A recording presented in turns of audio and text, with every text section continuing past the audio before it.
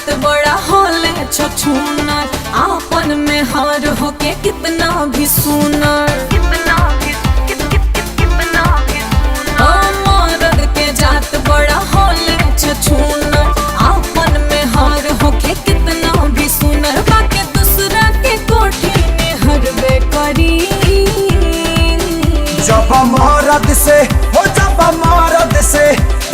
मरद से में हरी लड़बे करी, तब जब हरी मरबे करी। जब मरद से में हरी लड़बे करी, तब जब हरी मरबे करी।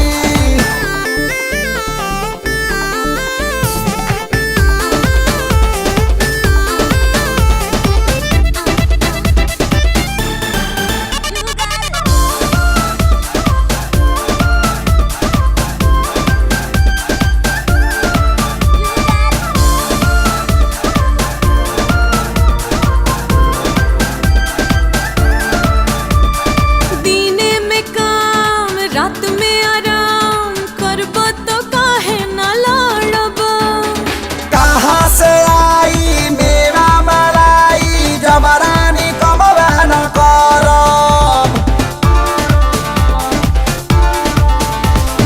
मेवा मलाई रुपया न चाही, बस चाही हमरा के प्यार हो।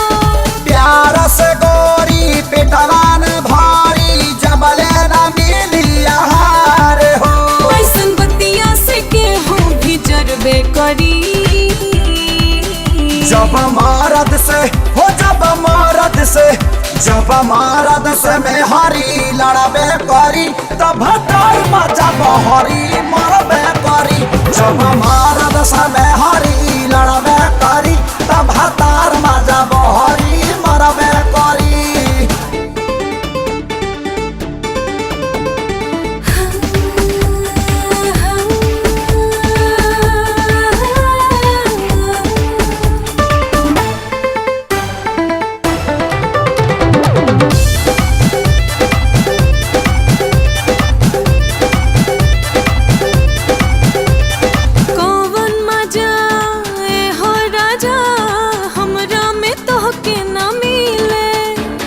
मौका पे मुंह फुला ले लू तू, मन हमर रोह जाता गीले।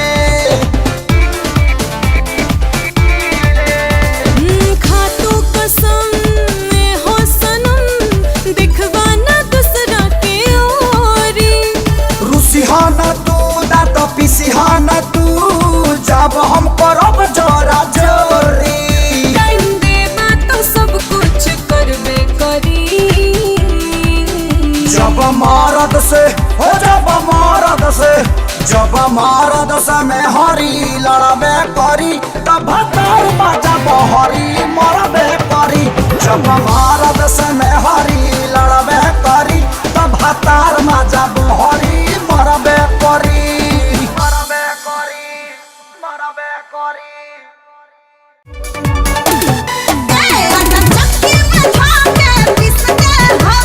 मंजन के जैसे घिस दे हब।